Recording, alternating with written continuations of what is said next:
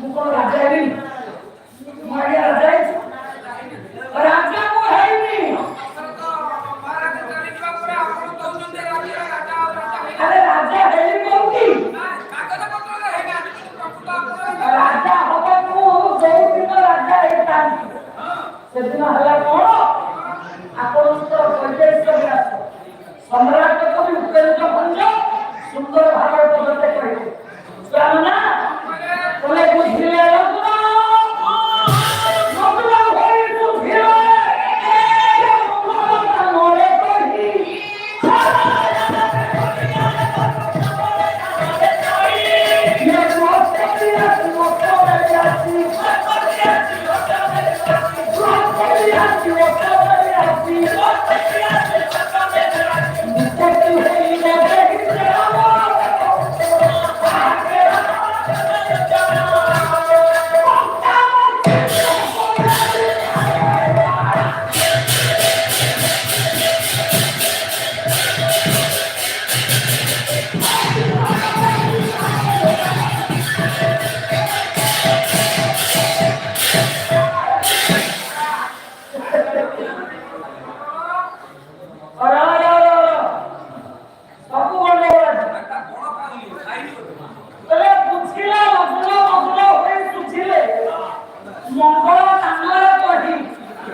बृहस्पति राशि अष्टम राशि उत्पत्ति होते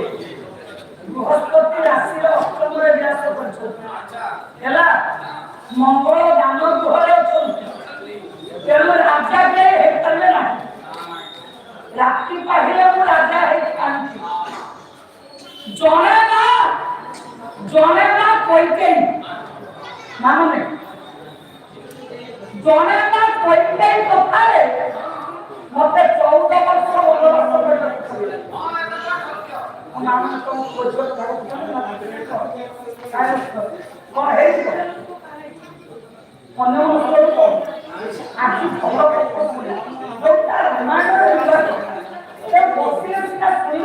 रामायण समस्त जानते किंतु आज आपको जो किंवदंती कहवाक जाऊँगी तेणुक प्रभु राम भगवान कहते हे प्रधानमंत्री तुम्हें तो राजा रामकर जड़े कौच मु तो राजा है राजा हवा को जाइली राति कही राजा है शांति मोर जड़े माँ होची कैकेयी माँ कथा मत 14 वर्ष वनवास करने पड़ा 14 वर्ष वनवास करने पड़ा आज्ञा मोर बर्तमान वनवास सरी जाए मोर कौन आज्ञा माँ जड़े मोर तो 3 जन माँ मोर 3 जन माँ जड़े माँ कथा 14 वर्ष वनवास कर माँ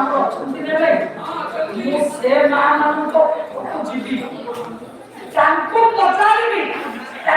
परामर्श नेबी जदि से अभिलाष पूर्ण न कला जाए अयोध्या राजा है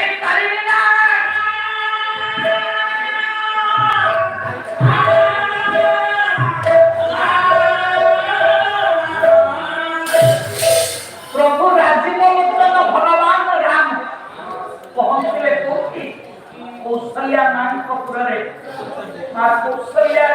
14 वर्ष पर पुओ राम आसबार पुष्पी हृदय विभिन्न उद्वेलन 14 वर्ष है मो दुखी धन मिलामणी मो राघवेंद्र सरकार को देखी करती आज मोर मो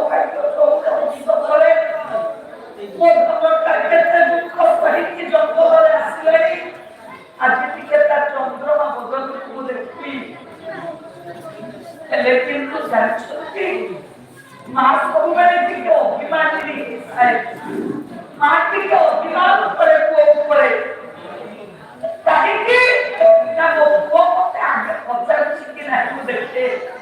कौशल्या माँ बसी आखि लुहतार बढ़ुची नीरव द्रष्टा परी अंतपुर अच्छी